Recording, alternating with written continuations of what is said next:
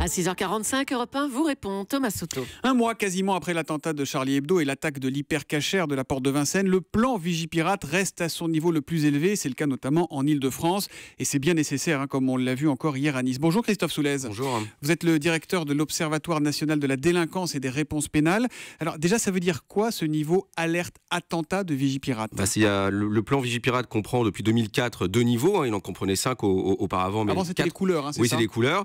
Il en comprenait 4 auparavant. Donc là, on est passé à 2 depuis 2014. Il a été révisé. Et là, on est donc au 2e niveau, c'est-à-dire le niveau le plus élevé. C'est-à-dire celui, soit il y a eu un attentat, soit il y a des menaces réelles pour les services de l'État de commission d'un attentat. Donc c'est vraiment le niveau le plus élevé. Le niveau le plus élevé en Ile-de-France, mais à Nice, par exemple, ou ailleurs dans le pays? Non, c'est le niveau le plus élevé sur tout l'ensemble du territoire français. Sur l'ensemble du territoire? Tout à fait, pas qu'en Ile-de-France.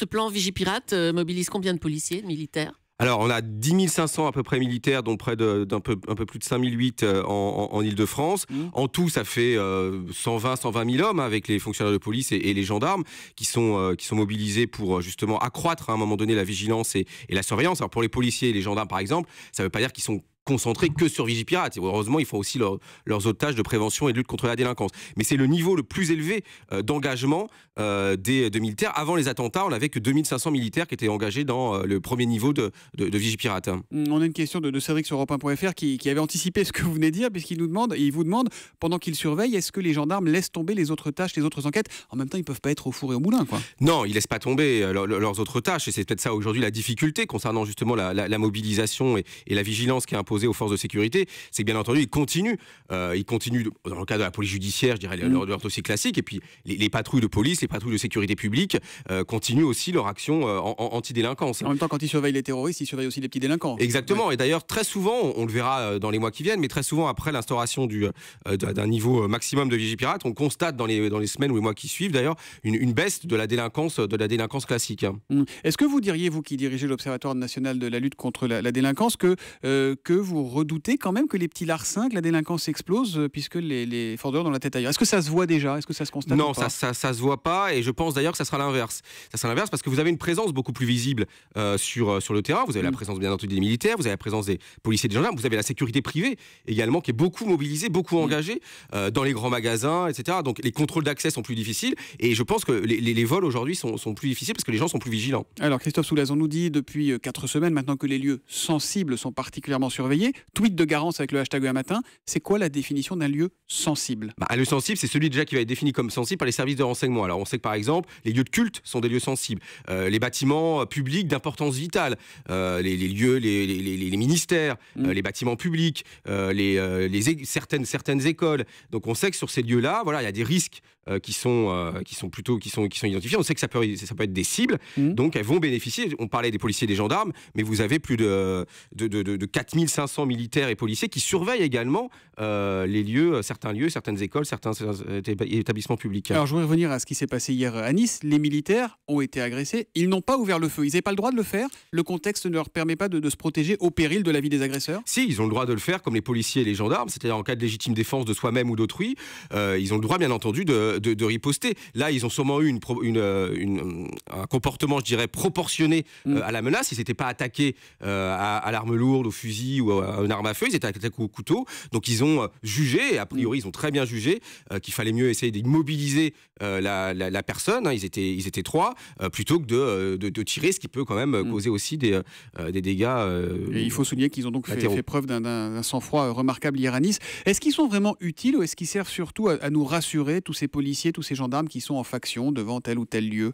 Non, on peut dire que ce sont des cibles faciles finalement. Oui, ils sont utiles comme les policiers et les gendarmes, bien entendu, ce sont des cibles. On se souvient de la Fermera où des militaires avaient été pris pour cible. Donc ils sont bien entendu utiles, ils servent d'une part à surveiller, c'est de la dissuasion, ils sont en complément de la police et de la gendarmerie, donc ça multiplie quand même dans les gares, dans les aéroports, etc. les possibilités à un moment donné de détecter des individus dangereux, détecter des colis suspects. Donc non, ils sont utiles, et puis ils servent quand même à un moment donné à protéger en cas d'attaque frontale des lieux particulièrement sensibles. Ils sont en première ligne, ils peuvent être, comme on l'a vu hier, bien entendu, des cibles. Un tweet de Marc Belaïch avec le hashtag un matin encore. Quel est le coût par an du plan Vigipirate? Ça, c'est une vraie question, parce que ça coûte cher. Oui, il y a un truc, ça coûte cher. Le coût par an, je ne pourrais pas vous dire, mais a priori, par exemple, depuis la mobilisation sans précédent des 10 000 militaires, l'état-major de l'armée estime leur coût de mobilisation à près d'1 million par jour. 1 million par jour pour l'armée? Oui, pour l'armée. Donc pour les gendarmes, seulement. Oui. Pour les militaires. Pour les militaires, oui. d'accord. La police et la gendarmerie, c'est difficile de chiffrer, puisque je dirais qu'ils travaillent quotidiennement, de toute façon, ça ne change pas trop leur Sauf qu'il va y avoir des problèmes de récupération, heures supplémentaires, congés, et effectivement, savoir si on est capable de tenir à un moment donné cette mobilisation dans la durée. Combien de temps on peut tenir cette mobilisation? Parce qu'il n'y a pas de raison que ça s'arrête, il n'y a pas de raison que demain Bernard Cazeneuve dise allez, on lève le dispositif. Si à un moment donné, la menace est moins précise, si les services de renseignement pensent que voilà, on n'est plus dans une configuration où un attentat peut être commis de façon imminente, ils peuvent décider, ils peuvent demander éventuellement aux autorités de rabaisser le plan Vigipirate. Et comment sont organisés leurs rythmes de travail à tous ces militaires, policiers en faction? Par exemple, normalement, un militaire, c'est une rotation de 15 jours, donc il doit changer véritablement tous les 15 jours. Après, c'est comme n'importe qui. Ils ont bien entendu des heures de repos, des heures de récupération, des horaires. Donc, le plan Vigipirate, il faut bien voir que tant pour les policiers et les gendarmes que pour les militaires, ça impacte à un moment donné l'organisation même du service. Il faut bien voir aussi que pour les militaires, 10 500, c'est plus de militaires que ce qu'on a en opération extérieure, sur les théâtres extérieurs. Dernière question de Cécile sur Europe1.fr. L'agresseur qui a été interpellé hier à Nice avait été entendu par les services secrets la semaine dernière, la DGSI, alors qu'il rentrait de Turquie. Est-ce que c'est un nouveau ratage?